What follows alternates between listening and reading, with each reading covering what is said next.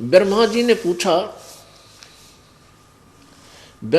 पूछा प्रभु, आप देवताओं के अध्यक्ष, जगत के स्वामी और भूत भविष्य एवं वर्तमान सभी जीवों के एकमात्र शासक हैं। भगवान, फिर आप क्यों तपस्या कर रहे हैं और किस देवता यानी किस भगवान की आराधना में ध्यान मग्न हैं? मुझे असीम आश्चर्य तो ये हो रहा है कि आप देवेश्वर यानी सब देवों के मालिक एवं सारे संसार के शासक यानी कुल मालिक होते हुए भी समाधि लगाए बैठे हैं। अब ब्रह्मा जी के विनीत वचन सुनकर भगवान श्री हरि उनसे कहने लगे, ब्रह्मन यानी विष्णु जी बता रहे हैं हम ब्रह्मा जी को, सावधान होकर सुनो, मैं अपने मन का विचार व्यक्त करता हूँ। देवता, दानव और मानव सब यही जानते हैं कि तुम सृष्टि करते हो, मैं पालन करता हूँ, संकर संहार किया करते हैं।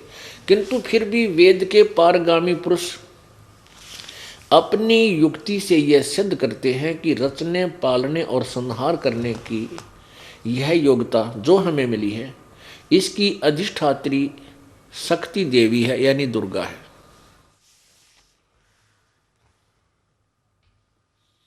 ब्रह्मा जी, हम सभी शक्ति के सहारे ही अपने कार्य में सदा सफल होते आए हैं। सुवर्त, प्रत्यक्ष और परोक्ष दोनों ही उदाहरण मैं तुम्हारे सामने पेश करता हूँ, सुनो। यह निश्चित है कि उस शक्ति के अधीन होकर ही मैं इस शेष नाग की सैया पर सोता और सृष्टि करने का अवसर आते ही जाग जाता हूँ। मैं सदा तप करने में लगा रहता हूँ। उस शक्ति के शासन से कभी मुक्त नहीं रह सकता। कभी अवसर मिला तो लक्ष्मी के साथ सुखपूर्वक समय बिताने का सौभाग्य प्राप्त होता है। मैं कभी तो दानों के साथ युद्ध करता रहता हूँ। अखिल जगत को भय पहुंचाने वाले दैत्यों के विकराल शरीरों को शांत करना मेरा परम कर्तव्य है। ये 29 पृष्ठ पर बता रहे हैं। और प्रथम सकंद, पहला सकंद, 28-29 पृष्ठ आपको पढ़कर सुना रहा दास। अब क्या कह रहे हैं? विष्णु जी बोल रहे हैं कि मुझे सब प्रकार से शक्ति यानी दुर्गा के अधीन होकर रहना पड़ता है। उन्हीं भगवती शक्ति का, उस दुर्गा का मैं निरंतर ध्यान किया करता हूँ, यानी मैं उसी की पूजा कर रहा हूँ। ब्रह्मा जी, मेरी जानकारी में इन भगवती शक्ति से बढ़कर दूसरे कोई देवता नहीं, यानी इससे बड़ा कोई भगवान नहीं है दुर्गा तो ऊपर, और इसी की पूजा मैं करता हूँ और इसी की पूजा करनी चाहिए। ये भाव है श्री विष्णु जी का। अब पुण्यात्माओं, अब दुर्गा के वचन और सुनाते हैं। दुर्गा क्या बोलती है? दुर्गा कहती है कि तुम राजा हिमालय को उपदेश सुना हुआ है, ज्ञान बता रही है, और वो कह रही है कि एक ब्रह्म की पूजा करो और सब पूजाएं छोड़ दो, वही पूजा की योग्य है, वो ब्रह्मलोक में रहता है। ये पृष्ठ नंबर 562 और 563 पर आपको सुनने को मिलेगा।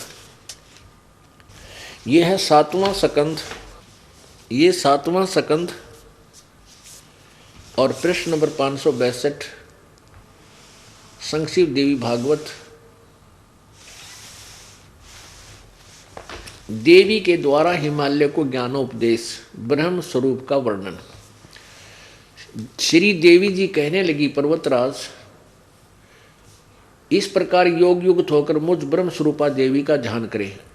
कहती है ऐसे तो मेरा ध्यान करें। अब उस ब्रह्म का क्या स्वरूप है यह बतलाया जाता है।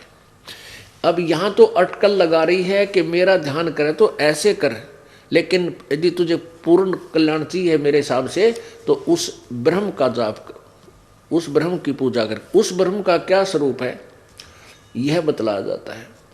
जो प्रकाश रूप, सबके अत्यंत समीप में स्थित, हृदय रूप गुहा में स्थित होने के कारण गुहाचर नाम से प्रसिद्ध और महान पद अर्थात परम प्राप्य है। वह समस्त प्रजा के ज्ञान से परे है, अर्थात किसी की बुद्धि में आने वाला नहीं है, यह तुम जानो। जो परम प्रकाश रूप है, जो सूक्ष्म से भी अत्यंत सूक्ष्म है, जिसमें संपूर्ण लोक और उन लोकों में निवास करने वाले प्राणी स्थित थे, वह ये अक्षर ब्रह्म है। वही सबके प्राण है, वही सबकी वाणी है और वही सबके मन है। यह परम सत्य और अमृत अविनाशी तत्व है। सौम्य उस वेदने योग्य लक्ष्य का तुम वेदन करो। वेदन माने उसको टारगेट बनाओ, उसी की पूजा करो, मन लगाकर उसमें तन्मय हो जाओ। सौम्य उपनिषद में कथित महान अस्त्र रूप धनुष लेकर उस पर उपासना द्वारा तीक्ष्ण किया हुआ बाण संधान करो और फिर भावनागुप्त चित्त के द्वारा उस बाण को खींचकर उस अक्षर रूप ब्रह्म को ही लक्ष्य बनाकर वेधन करो। परवण ओम धनुष है, ओम मंत्र है, ये तो समझो धनुष, और जीवात्मा बाण है और ब्रह्म को उसका लक्ष्य कहा जाता है। आहा, उस एकमात्र परमात्मा को ही जानो, दूसरी सब बातों को छोड़ दे। यही अमृत रूप परमात्मा के पास पहुंचाने वाला पुल है।